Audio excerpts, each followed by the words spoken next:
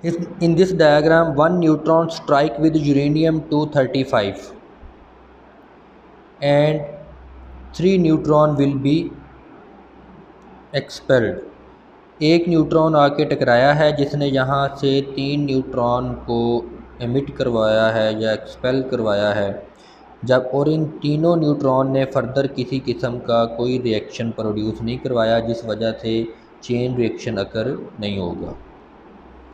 इस डायग्राम में देखें तो एक न्यूट्रॉन आके टकराया जिसके नतीजे में 3 न्यूट्रॉन एमिट हुए, 2 न्यूट्रॉन स्कैटर हो गए, जबकि एक न्यूट्रॉन फर्दर आगे जाके एक और यूरेनियम एटम के साथ टकराएगा जिसके नतीजे में फिर 3 न्यूट्रॉन एमिट होंगे और वो तीनों न्यूट्रॉन आगे किसी किस्म के एलिमेंट या यूरेनियम के साथ नहीं टकरा रहे।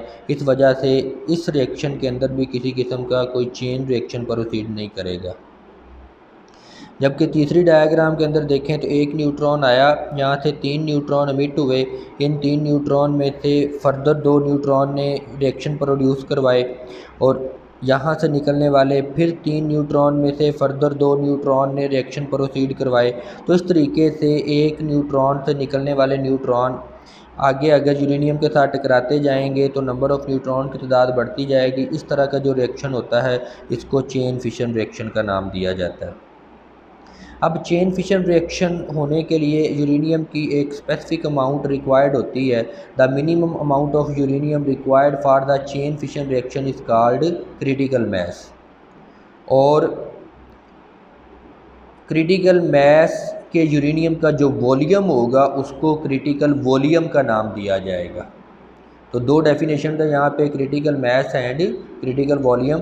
The minimum amount of uranium required for fission reaction is called या chain fission reaction is called critical mass, और क्रिटिकल मास की जो यूरेनियम होगी उसका जो वॉल्यूम होगा उसको क्रिटिकल वॉल्यूम का नाम दिया जाता है। तो अगर हमारे पास यूरेनियम क्रिटिकल मास से कम है तो उस मास को बोला जाता है सब क्रिटिकल मास।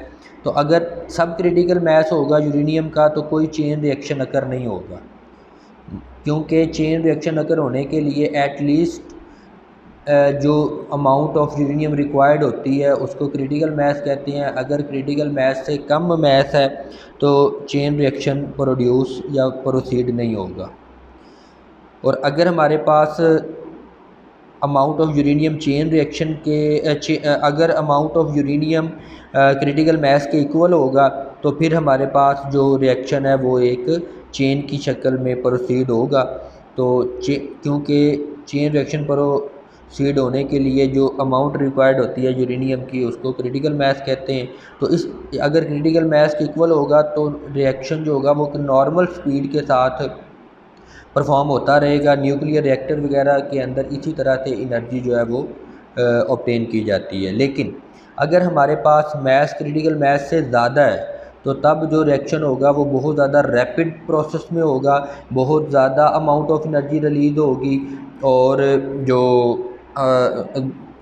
रिएक्शन होगा वो अनकंट्रोल्ड होगा। तो एटॉमिक बॉम्ब वगैरह के अंदर इस तरह के जो प्रोसेस हैं चेन फिशन रिएक्शन वो प्रोसीड करवाए जाते हैं।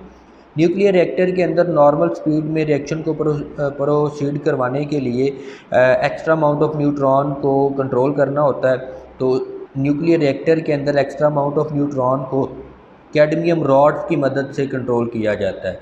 कैडमियम रॉड्स यूज़ किए जाते हैं जो कि एक्स्ट्रा अमाउंट ऑफ न्यूट्रॉन को एब्जॉर्ब कर लेते हैं ताकि जो रिएक्शन है वो कंट्रोल्ड रहे और किसी किस्म का जो अनकंट्रोल्ड फिशन रिएक्शन है वो प्रोसीड ना हो सके। तो इसलिए